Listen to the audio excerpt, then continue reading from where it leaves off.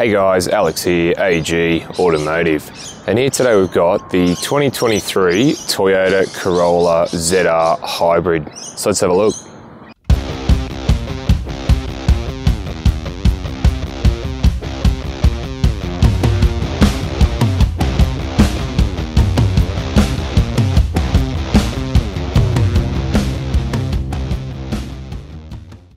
Alright, before we get into the video, just want to do a shout out to Brian Hilton Toyota, who were nice enough to let me have a look at this today, and I'll leave their contact details down below. And if you are after a Corolla like this one or any of the Corolla Toyota range, please let them know that Alex from AG Automotive sent you and they will look after you.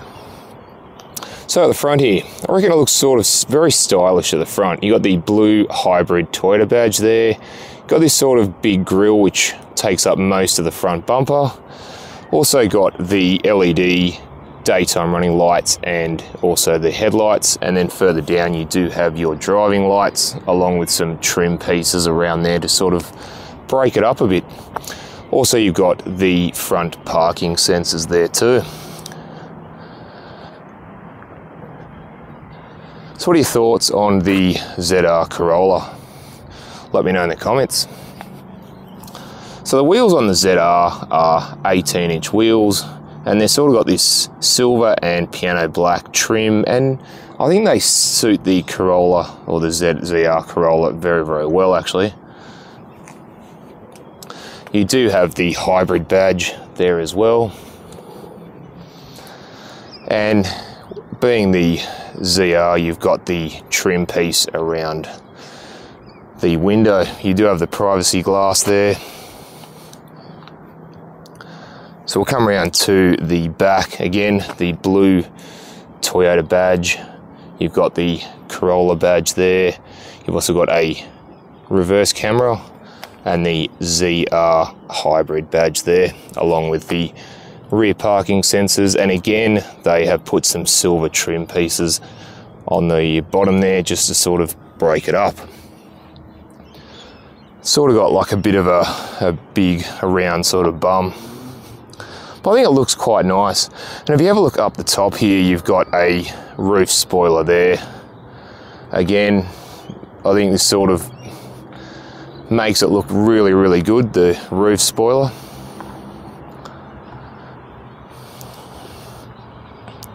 All right, let's go and have a look inside. All right, just in the Corolla. Now, it does feel quite premium in here. You've got soft touch dash all the way along, even on the doors. And then you've got the suede and leather sports seats, and they're actually quite comfortable to sit in. And then you've also got piano black trim across the center console there and all around the stereo and climate control. So yes, it's a lot more nicer finish, and you've got white stitching all around. It gives it that little bit more premium sort of feel to it. Well, I think so anyway. So you've got a few buttons on the right of the steering wheel, your odometer trip computer, your auto high beam, and you've also got your headlight height control. And the steering wheel itself, full leather, easy to hold. You've got your menu controls on the left and your cruise controls on the right. So behind that you do have auto headlights and auto wipers. And the dash itself, now you've got a charge, eco and power indicator, and you've got your digital speedo, and you've also got a analog speedo as well. And you've also got a couple of different modes there, just go through them. And we'll just come over to the screen. Now this is a updated screen. I've had a look at a few newer Toyotas that have had this, and look, I'm happy that they've done it. I would say I don't know why they didn't put the actual screen all the way to the edge, because there's this black part around the actual screen itself.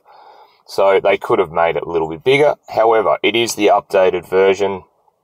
So you've got things like your navigation there. You've got your radio station, whatever you're listening to. You've got Android Auto and Apple CarPlay, as well as some trip info and also your energy flow with the battery in the car. You've got your notifications, and then you've got some settings there as well. Now it does have a volume knob, again, like you know, my sort of favourite. So further down you do have dual zone climate control, and you get the two twin knobs there, and you've got some buttons there, very, very easy. And then further down you do have a wireless phone charger, and you've got seat heaters for the front two occupants. Now behind that you've got the gear selector, PRND and B, that's for your regenerative braking. And then you've got three buttons just ahead of that, which are EV mode, so you can have pure EV mode. You can turn the traction control on or off, or you can go through the drive modes.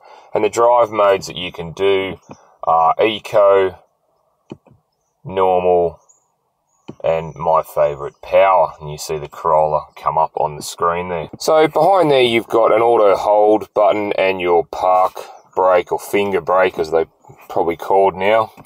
And then you got twin cup holders there, and you've got this nice small armrest there, and if we open it up you do get a USB fast charger, and you've got a 12-volt plug there as well. So we'll come over to the glove box. Now the glove box is actually pretty big, to be honest, for the Corolla. So you'll be able to get all your service manuals and some iPads as well, if you wish. Alright, let's go and have a look in the back. Alright, just in the back of the Corolla. Now, it's a little bit more cramped in the back, which I thought you'd have a little bit more room. Now, I'm 6'1", or 185 centimeters. And if you have a look, I've got a little bit of headroom. My head is nearly touching the roof. This seat is set up for me. So knee room, leg room, and foot room are not all that good. I sort of have to put my knees to the side in order to sort of get comfortable. Now they've continued with the leather and suede look in the back here. I really like that. And you do have two ISOFIX ports there and two spots behind me. And if we have a look in here, we've got a really nice comfortable armrest with two cup holders. Now the rear passengers do get ventilation and map pockets or iPad pockets, but that's pretty much it. Alright, let's go and have a look in the boot. Alright, just in the boot of the Corolla. So here we have 333 litres of boot room, and which I think is reasonable for this size car. You do have your 3 tether points there on the back, and Brian Hilton's fitted this mat. And if I lift this mat up and lift the carpet up, you've got your tyre repair kit, you've got your pump, and you've got your breakdown tools there as well. Alright, let's go and have a look under the bonnet. Alright, so under the bonnet of the Corolla, we have a 1.8 litre 4-cylinder petrol engine, and that's mated to an electric engine as well.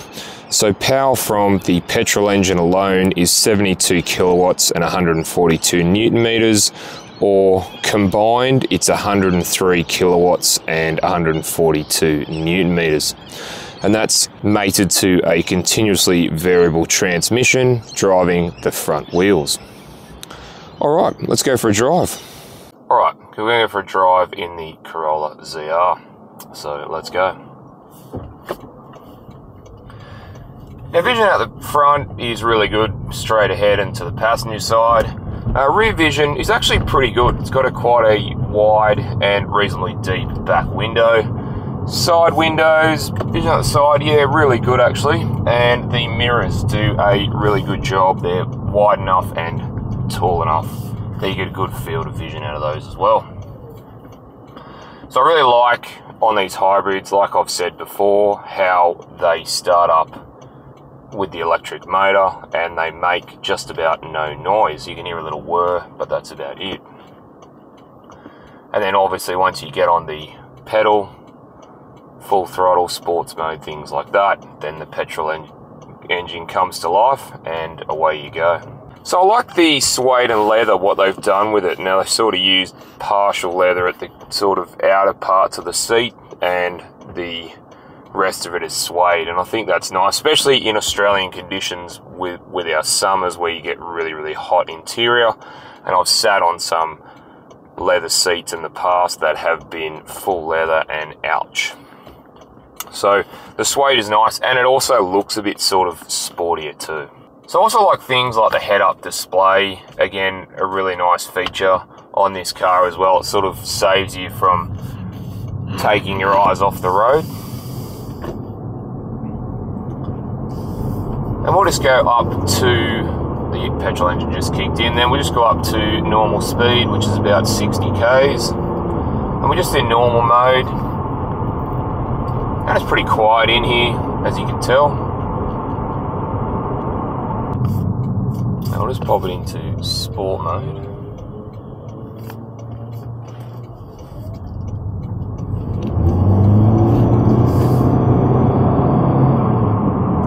And yeah, it adjusts the throttle, and it just feels really nice. It feels like it's got instant power from both the petrol and electric motor. So around town, it's really nice, comfortable. You can drive it in normal mode, or you've got the additional sport mode if you want to get out in the traffic or on the freeway at a quicker rate. And it looks really good. Toyota's done a really good job of these Corollas. I remember the day when the Corollas were pretty much boxy. So you just sit in a big metal box and you drive around, and it's just a normal car. There was no sport modes, no nothing. Around the roundabout, steering's pretty good. If we go out of the roundabout, again, you get on that power, it just, yeah, wants to get going. So overall, I am pretty impressed with the Corolla ZR. It sort of has all the nice features that you need everyday driving, and you get a little bit of sportiness as well, which again is quite nice, because I personally, like, as you know, I'm a bit more performance orientated, and I love more performance orientated cars. So to get the best of both worlds is, yeah, I'm pretty happy with one of these. Yeah, I'd be happy owning one of these. Alright guys, thanks for watching, and don't forget to like and subscribe, and I'll look forward to seeing you on the next one. Alright, thanks guys.